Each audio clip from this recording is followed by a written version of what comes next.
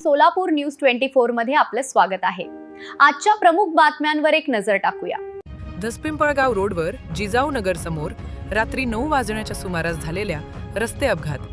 विष्णू महादेव उमाप वय 40 राहणार भांडगाव तालुका बार्शी जिल्हा सोलापूर यांचा मृत्यू झाला।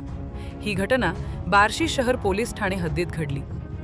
विष्णू उमाप हे बार्शीच्या दिशेने जात असताना जिजाऊ नगर समोरील धसपिंपळगाव रोडवर त्यांना रस्ता ओलांडताना वाहनाच्या धडकेत गंभीर दुखापत झाली। अपघातानंतर स्थानिकांनी तातडीने त्यांना ग्रामीण रुग्णालय बार्शी येथे दाखल केले।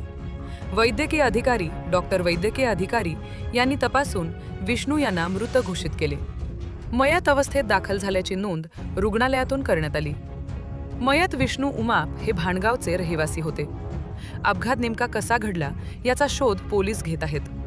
हवालदार संदीप पाटील तपास करीत आहेत।